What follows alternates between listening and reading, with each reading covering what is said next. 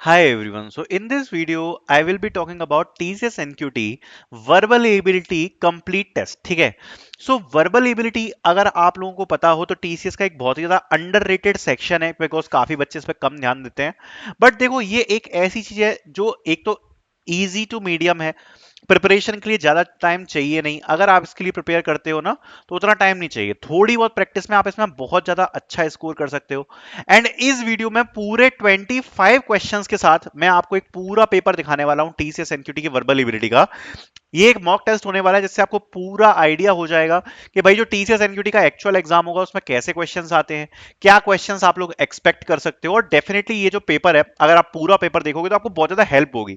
और मैं आपको सजेस्ट करूंगा कि इसमें जितने भी क्वेश्चन है आप भी साथ साथ में सॉल्व करने की कोशिश करना. क्योंकि अगर आप सॉल्व कर पाओगे तो काफी अच्छी बात है. अगर आप टाइमर से सॉल्व कर पाते हो तो 25 मिनट्स आप टाइमर लगा सकते हो और उस हिसाब से आप सॉल्व करना स्टार्ट कर सकते हो. प्लस अब आप ये पूछोगे भैया ये मॉक टेस्ट कहां पे है, तो देखो ये मॉक टेस्ट अभी हमने कंडक्ट करवाया था. और इस प्रकार के बहुत सारे mock test and live test हम लोग कंडक्ट करवा रहे हैं. आप इन सारे टेस्ट को टाइमर के साथ दे सकते हो टीसीएस की प्रैक्टिस के लिए जो कि लाइव टेस्ट में अवेलेबल है. आई नो कि टाइम यहाँ पर बहुत कम है इसलिए हम लोगों ने कूपन कोड भी निकाल दिया है. कूपन कोड आपको डिस्क्रिप्शन में मिल जाएगा मॉक टेस्ट की लिंक के साथ.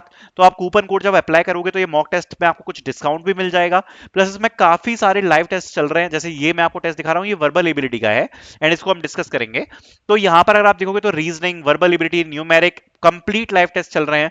प्लस इंपॉर्टेंट टॉपिक्स के ऊपर अलग से लाइव टेस्ट चल रहे हैं. प्लस एडवांस का लाइव टेस्ट चल रहा है. फाउंडेशन सेक्शन के लिए और भी लाइव टेस्ट चल रहे हैं.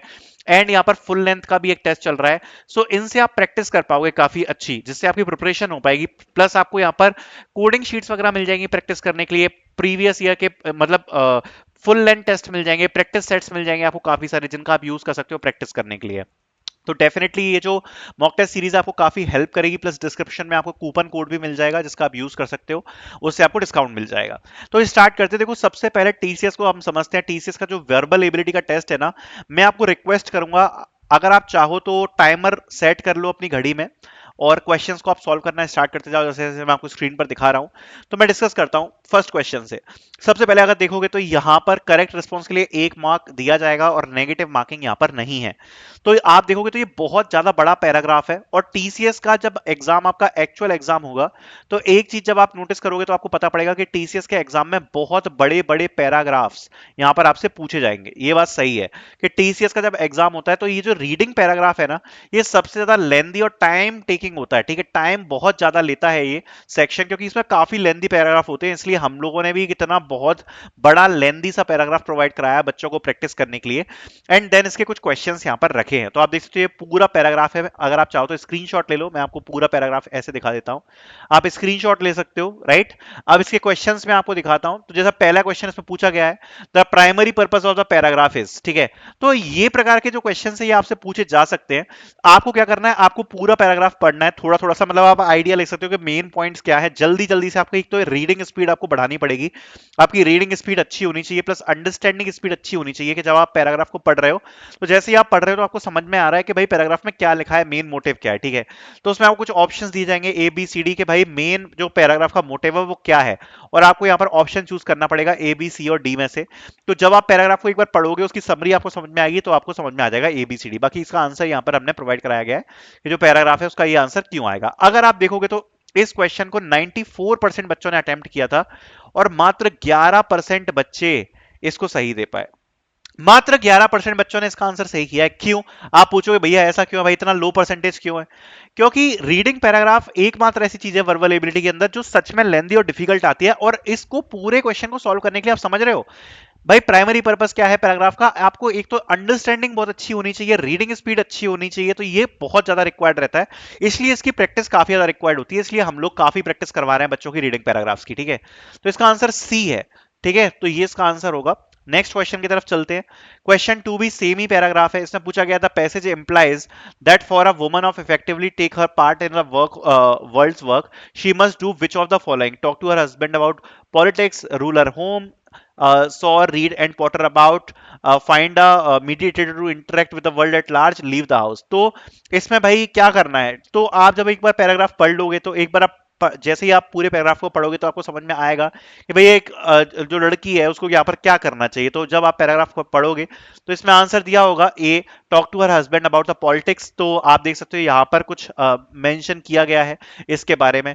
तो ऐसे चीजें आपको पैराग्राफ को एनालाइज करके यहाँ पर पढ़नी पड़ेगी। तो अगर आप देखोगे तो इसको 51% बच्चों ने करेक्ट किया है, ठीक है, बिकॉज उनने समझा होगा कि भाई इसमें क्या एक्चुअली इसमें पूछा जा रहा है। एंड एवरेज टाइम अगर आप देखोगे तो फर्स्ट क्वेश्चन में बच्चों ने लिया था 132 सेकेंड, मतलब 2 मिनट से ज्यादा। एंड इसमें लगभग 1 मिनट का समय लिया है, ठीक है।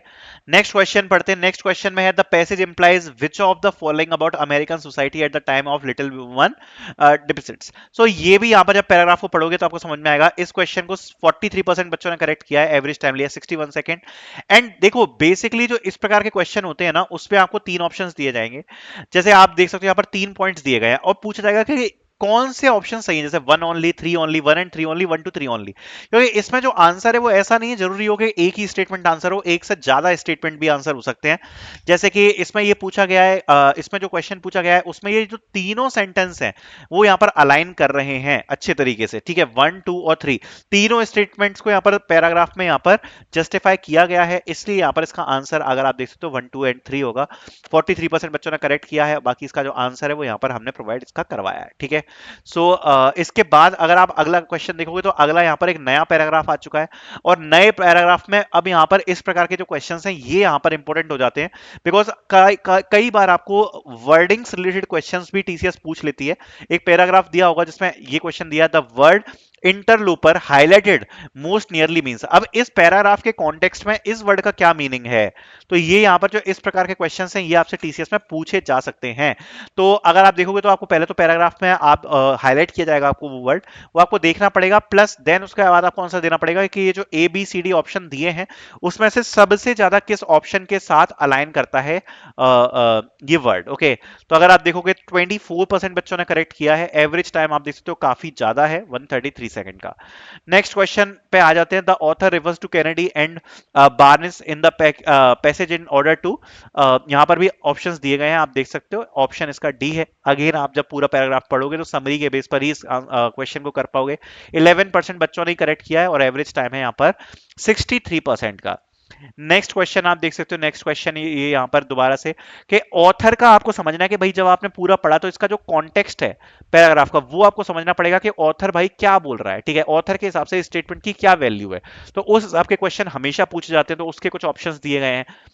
तो उसमें भी आप देख सकते हो यहाँ पर 40% बच्चों ने करेक्ट आंसर दिया है, 53 सेकंड्स का टाइम है। अब ये मैं क्वेश्चंस आपको इसलिए दिखा रहा हूं बिकॉज आपको एक आइडिया लग जाए किस प्रकार के क्वेश्चंस आते हैं, कैसे पैराग्राफ्स होते हैं। ये आप स्क्रीनशॉट ले सकते हो, ये पैराग्राफ है अगर आप खुद से सॉल्व करना चाहो तो।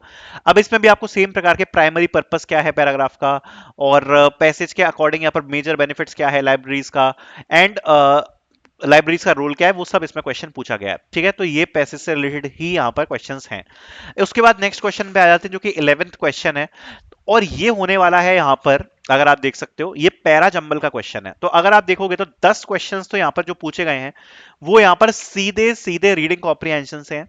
और देखो ये जो रीडिंग कॉम्प्रिहेंशन है ना, आप देख रहे हो बच्चे नहीं कर पा रहे, कैसे कर पाएंगे, प्रैक्टिस काफी जरूरी है। उसी के लिए हम लोग ये लाइव टेस्ट वगैरह कंडक्ट करा रहे हैं, सेपरेटली भी टेस्ट दे रहे हैं। जैसे सपोज अगर किसी को यहाँ पर रीडिंग कॉम्प्रिहेंशन का प्रैक्टिस करना है तो अलग से भी उसके 6 प्रैक्टिस सेट्स दिए हुए हैं, प्लस लाइव टेस्ट में हम लोग प्रैक्टिस करवाने की कोशिश कर रहे हैं कि भाई प्रैक्टिस करें बच्चे, ठीक है। लाइव टेस्ट उसके लिए हम लोग कंडक्ट करवा रहे हैं, तो इसी प्रकार से प्रैक्टिस हो पाती है इन चीजों की, ठीक है। तो रीडिंग कॉम्प्रिहेंशन की हमने इसलिए अलग से भी यहाँ पर प्रैक्टिस के लिए यहाँ पर जो क्वेश्चंस हैं वो यहाँ पर हमने जो है वो प्रोवाइड करवाए हुए हैं, ठीक है। ये जरूरत पड़ती है ऐसी चीजों की, राइट, क्योंकि ये कुछ ऐसी चीजें हैं जो बिना प्रैक्टिस के नहीं आ सकती। तो नेक्स्ट अगर आप देखोगे तो ये जो क्वेश्चन है तो ये पैरा जंबल का है। पैरा जंबल में आपको क्या करना पड़ता है, रीअरेंज करना पड़ता है सेंटेंस को, ठीक है। सो आप सेंटेंसेस को यहाँ पर रीअरेंज करते हैं पैरा जंबल के अंदर। अब यहाँ पर 1, 2, 3, 4, 5 यहाँ पर सेंटेंसेस दिए हुए हैं, आपको पढ़ना पड़ेगा। सबसे इंपॉर्टेंट ये है कि यहाँ पर आपको जो इंट्रोडक्शन वाला सेंटेंस है एक वो ढूंढना है, एक कंक्लूजन वाला ढूंढना है। अगर आपने इंट्रोडक्शन और कंक्लूजन ढूंढ लिया ना तो बाकी का काम आपका इजीली हो जाता है। सबसे पहले ये देखना कि इंट्रोड्यूस कहां हो रहा है। तो अगर आप इसका आंसर देखोगे तो क्या दिया है यहाँ पर, इसका आंसर यहाँ पर दिया है 42153। अब अगर आप फोर्थ सेंटेंस पढ़ोगे तो फोर्थ सेंटेंस में लिखा हुआ है nitrogen, An essential food for plants is an abundant resource with about 22 million tons of it floating over each square mile of earth. तो ये एक इंट्रोडक्शन सेंटेंस है भाई, जो नाइट्रोजन है उसका इंट्रोडक्शन यहाँ पर दिया जा रहा है। तो जब आपको पता पड़ गया कि भाई ये इंट्रोडक्शन दिया जा रहा है, ठीक है, उसके बाद जब ये इंट्रोडक्शन दे दिया तो उसके बाद जो अगला सेंटेंस होगा वो उससे ही रिलेटेड होगा। तो अगर आप देखोगे तो यहाँ पर in its aerial from nitrogen is insoluble unusable, मतलब जो रिलेटेड सेंटेंस है वो यहाँ पर कनेक्टेड होंगे, right.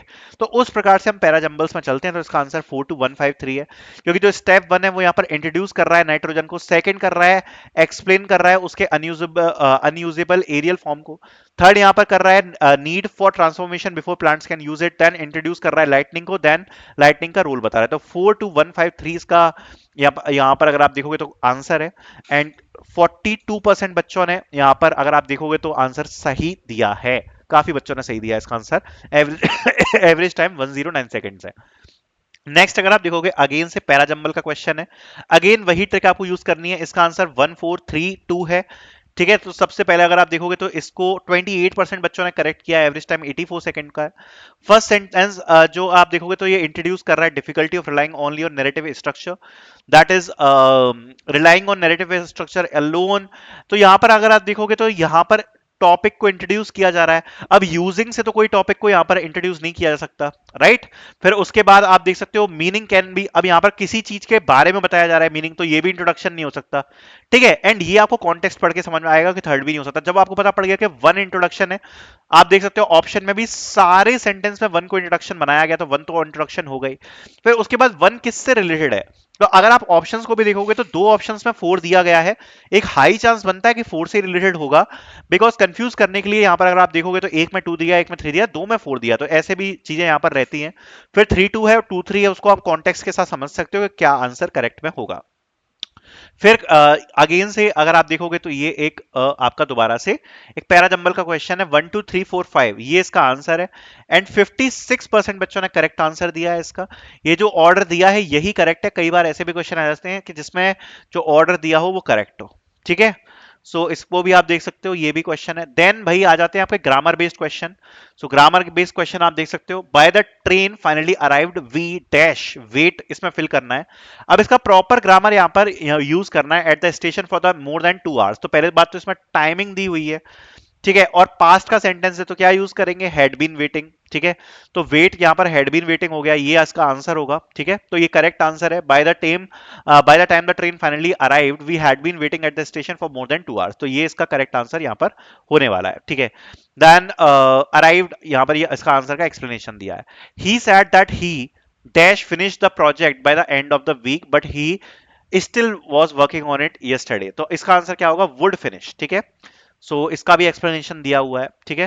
Then each of the player in the male cricket team must being, अब काफी बच्चों ने इसका आंसर दिया था देयर।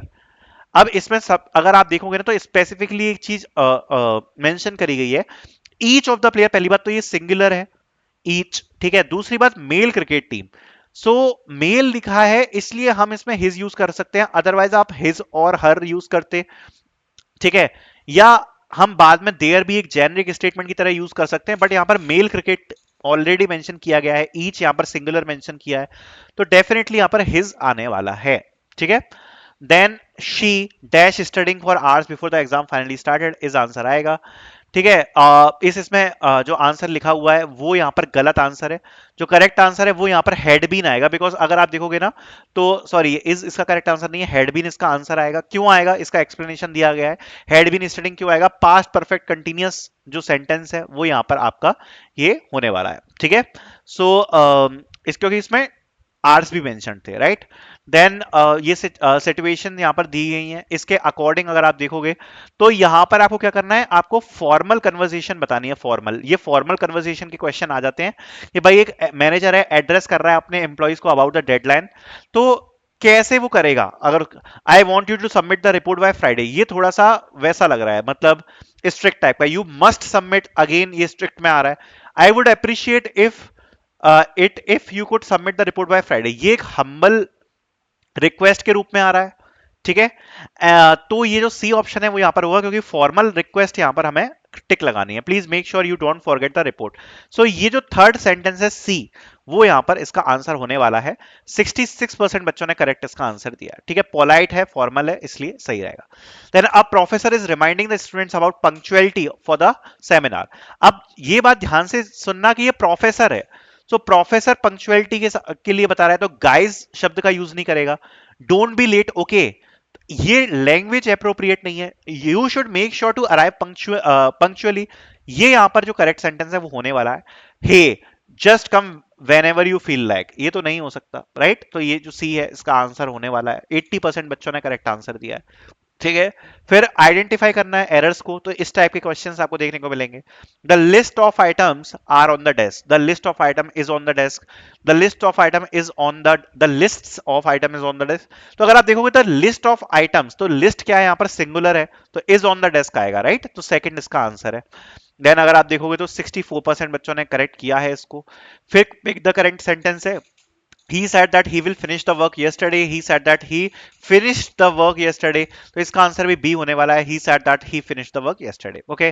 74% बच्चों ने इसका आंसर यहां पर सही दिया है, ठीक है। each of the student in the class have submitted their assignment, अब यहां पर अपन को क्या करना है, एरर डिटेक्शन करना है कि किस में है, ठीक है। so each of the student, तो each क्या है, सिंगुलर है, तो have नहीं आ सकता, has आएगा, right? each of the students in the class has submitted their assignments, इसका आंसर यहां पर होने वाला है, ठीक है। तो 50% बच्चों ने, अगर आप देखोगे तो आंसर सही दिया है। फिर neither of the boys bought their book to the class, अब नाइदर ऑफ द बॉयज, ठीक है, अगेन आप देखोगे तो देयर बुक, ये गलत होने वाला है, क्योंकि जो नाइदर है वो सिंगुलर होता है, ठीक है, तो सिंगुलर के साथ आप देयर को यूज नहीं करोगे, तो इसका क्या आंसर होगा, हिज बुक आ जाएगा यहां पर, ठीक है। Neither of two proposals dash acceptable to the board as each of them certain financial risk, so neither of two proposal, ठीक है। तो सबसे पहले अगर आप देखोगे तो अगेन नाइदर मतलब इज आ जाएगा, acceptable to the board as each of them, ठीक है। फिर उसके बाद ईच ऑफ देम आ रहा है, ठीक है। अब इसमें यहां पर एक कंफ्यूजन हो सकती है कि इन्वॉल्व आए कि इन्वॉल्व आए, ठीक है। सो अब यहां पर अगर आप देखोगे तो मेन किसको एड्रेस किया जा रहा है, सर्टेन फाइनेंशियल रिस्क्स, अगर आप लिस्ट कर रहे हो किसी सेंटेंस को, ठीक है, तो यहां पर रिस्क से के बारे में बात किया जा रहा है, तो रिस्क क्या है, प्लूरल है, सो इसलिए यहां पर इन्वॉल्व नहीं आएगा, इन्वॉल्व आएगा, ठीक है। सो ये अगर आप देखो केवल 6% बच्चों ने इसको सही किया है। So each of them also singular but verb relates to risk being involved by proposal, so correct structure is involve, ठीक है। देन क्वेश्चन 25 है, नो सूनर, ठीक है, तो no sooner dash the announcement made then the employee dash demanding clarification regarding the policy was started, had started, was started, had been started, तो इसका भी answer दिया गया है, no sooner had subject past participle plus then subject past tense, तो ये इसका correct structure है, आप देख सकते हो, ठीक है। तो उसके हिसाब से 43% बच्चों ने इसका करेक्ट आंसर दिया है। तो ये यहां पर मैंने आपको कंप्लीट एग्जाम एक बार दिखाया है, टेस्ट दिखाया है वर्बल एबिलिटी का, इससे आपको एक बार आइडिया लग जाए टीसीएस का एग्जाम कैसे हो सकता है। बाकी अगर आप प्रैक्टिस करना चाहते हो मॉक टेस्ट को, इस प्रकार के टेस्ट अगर आप देना चाहते हो, तो आपको लिंक डिस्क्रिप्शन में मिल जाएगी। Thank you so much for watching.